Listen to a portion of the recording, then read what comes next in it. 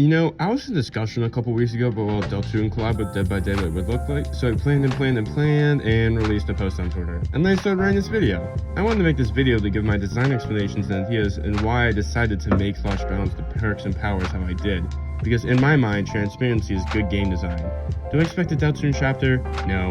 Even if Behavior did reach out to Toby Fox, he's so selective with his properties, I doubt anything would be made. Plus, Toby Fox has already collabed with fucking Super Smash Brothers, so no matter what step he takes, it's gonna be a step down.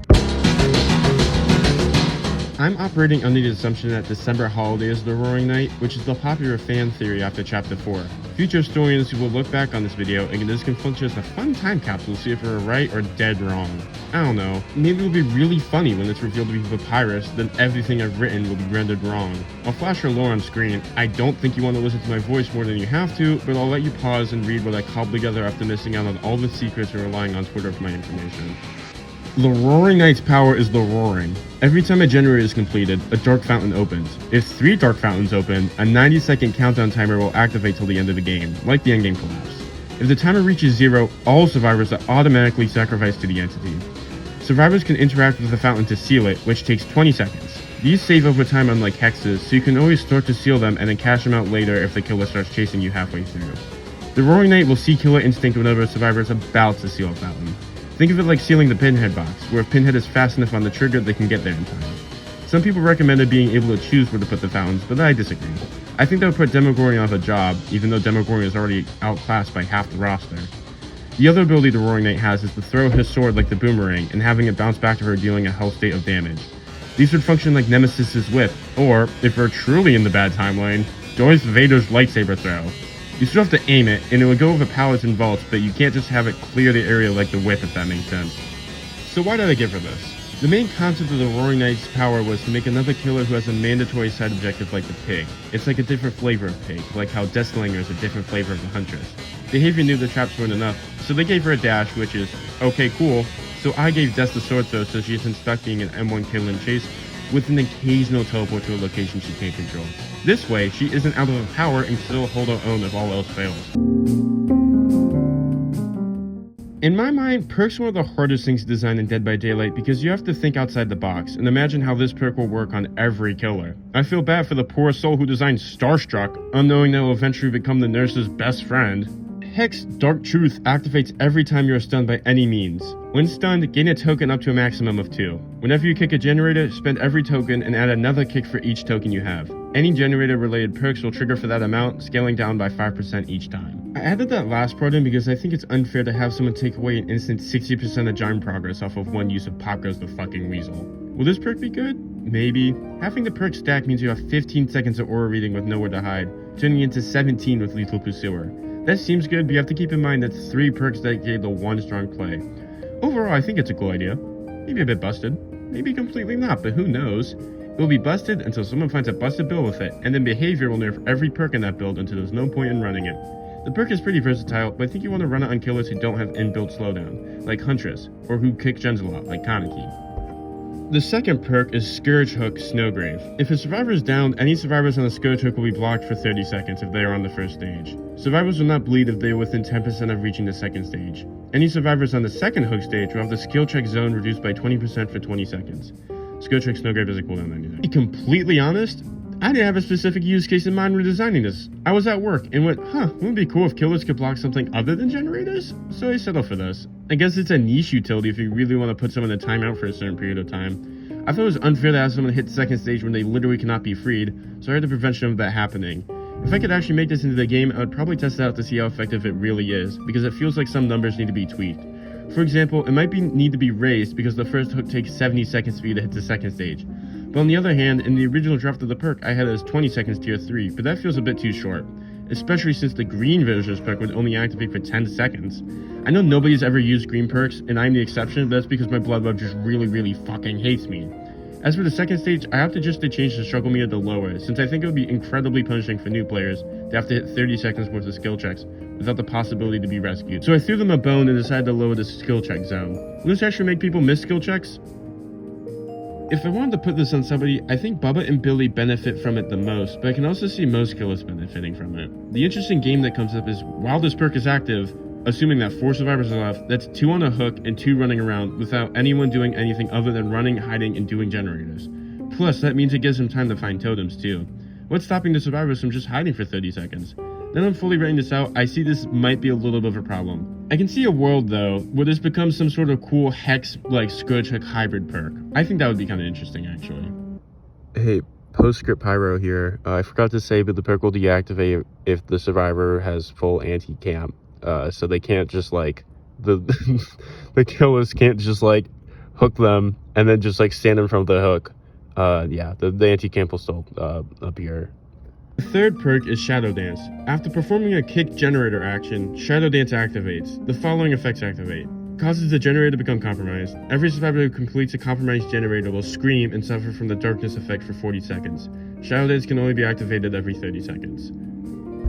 I believe it was Roby who said we need more status effects in the game, so this is my attempt to make my own, even if I did copy off the judge's homework a little bit. If I were to put this on the killer, it would probably be Huntress or Trickster. I imagine a scenario where you kick a gen, leave the tile, a survivor comes back and finishes this gen while patrolling it, and gets this status effect. Then you just dome them with a cross-map hatchet where they can't see anything.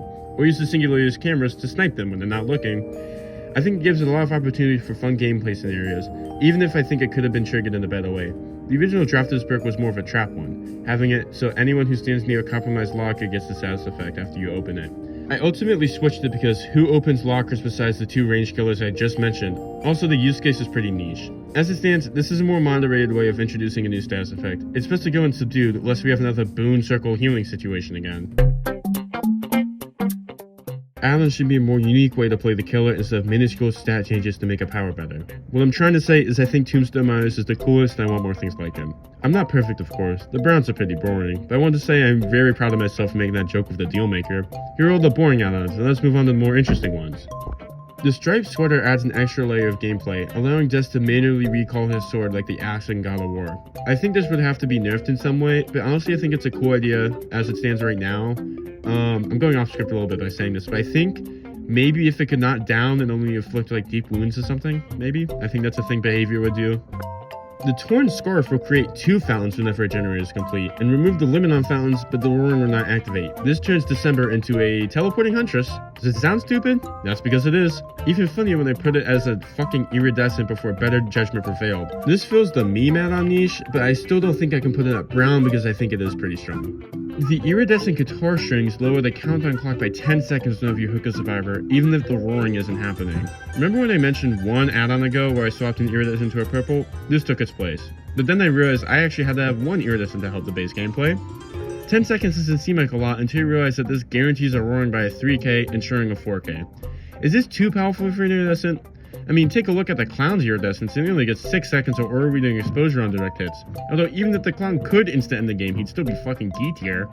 I can see a world where this is dropped down to 6 or 7 seconds though. Iridescents should be strong, because they are rare and don't appear every match. The other iridescent is the photo. This reduces the amount of dark fountains to 1, but the roaring is replaced by all survivors suffering from the exposed status effect. You can also no longer teleport to the fountains, and you can't see its aura. I know survivors hate the exposed add-ons, but I saw my opportunity and I took it. I can see in these situations this can be too strong and lead to early snowballs, but again, it's an iridescent, and if Myers can insta-go, I think Death should get this. If this needs a nerf, I can see a world where the sword throw becomes removed entirely. That way you're trading all forms of long-range pressure for pressure at crucial points. As it stands, a no-red light seems like an interesting idea, but I'm not quite sure where to go from there.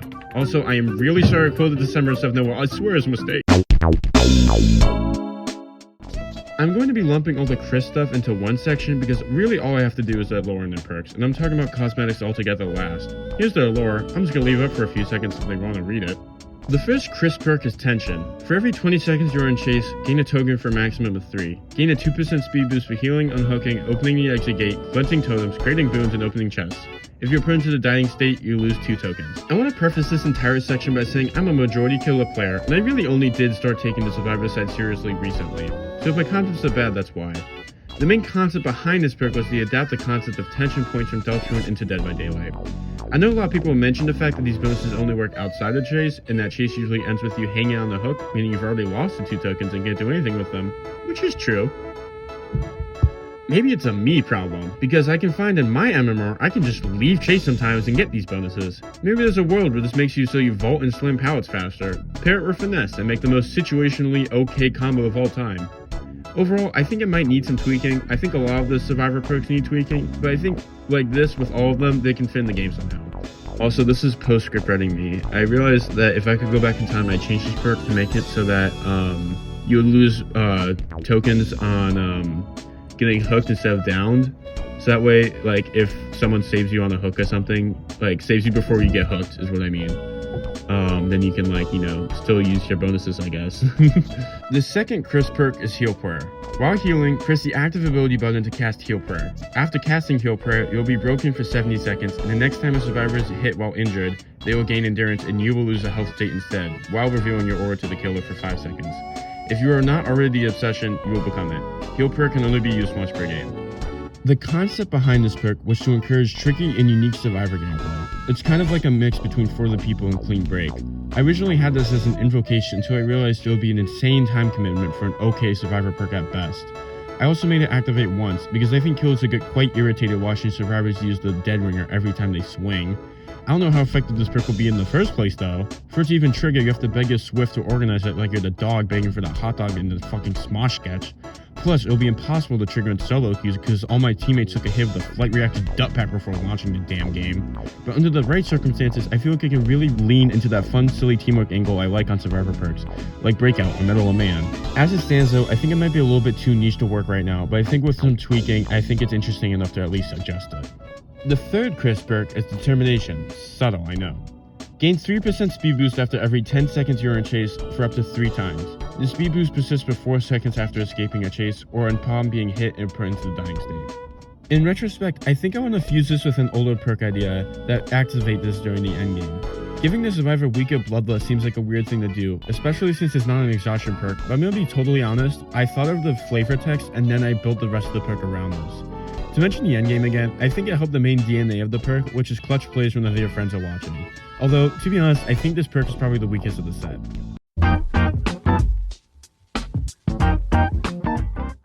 This is the miscellaneous section, so basically just map, more, and cosmetics. The realm would be the Dork World and the map would be the Castle Town. The map would be an indoor-outdoor map of the main castle and outside courtyard where the shops, fight dojo, and stuff are. The main castle would have KRIS's, Susie's, Lance's, and Ralsei's room, as well as housing the basement if it's not in the courtyard shack. The shack is outside and it's decorated black and blue as not to clash with the surroundings. Stone versions of Rules, Queen, King, Task Manager, Sheem, and other MISC darkness such as Rudens, Pippins, Swatchlings, and more would be littered around. You know what? I'll throw you guys a bone and write some extra lore for the Castle Town while we're at it. Some darkness would be blocking entrances and exits as well. The entity has taken mercy on Lancer though, who is not stoned and will cheer whenever the generator he is located at finishes in his room. I originally had Tenant, the 3 Mics, Shadow Guys, and Garrison standing around here, but I also realized it clashes with the conflicts of the lore since it takes place in Chapter 3. If the lore were to be changed, I'd add them in here too. For the Mori, I was thinking that Death could stab the survivor while they're on the ground and spawn a Titan on them that petrifies through the survivor before breaking free of the stone and dragging them into the ground like Pinhead's Mori. I wish I could animate this, but I don't have the time, drawing skills, or burnt neurons to animate it in Blender. Just trust me, it would be cool. Okay, cosmetics. I have a few in mind, but I find it kind of hard to add a lot of the characters because it really does stretch the Dead by Daylight art style. Obviously, Susie would be a legendary skin for KRIS. I was planning on KRIS being silent, and Susie could be silent too, but also if they wanted to give her a few voice lines, even a Nick Cage one I wouldn't mind. I know voice claiming is a big part of the Deltarune community, and giving her a canon voice would ruin that, but it's up to Behavior and Toby Fox. I think for the first non-human survivor, she would work pretty well. As for Ralsei, I think he breaks the art style a little bit too much. Maybe you can give his hat and cloak to Sabo or Vittorio or something. KRIS would also get a Frisk Legendary, their Light World outfit, and the Lightness Live outfit. As for killer cosmetics, I think that Des can get a Azrael Legendary. You can give him extra voice lines, but it's based on his appearance during the end of Undertale. You can also give him a different Mori too. Maybe just straight up obliterating the survivor like the move at the end of the Pacifist run. The other skin you can give Des is a base design when that eventually gets revealed. For other killers, I think an Asgore skin for the Oni would be really cool. Give him his trident instead of the katana, I think you have a really cool idea. And hear me out on this one, but I think a Spamton Neo skin for the Unknown would also be really cool. They both move similarly, and they both smile all the time. I think it could be really sick. You can replace this axe with the phones from the Spamton Neo boss fight as well, and give him a special Mori too. It would be really cool to get Toby Fox in the booth to do voice lines as well. I also think an Amalgamate skin for the Judge would be really cool. As for Gaster himself, I really don't know.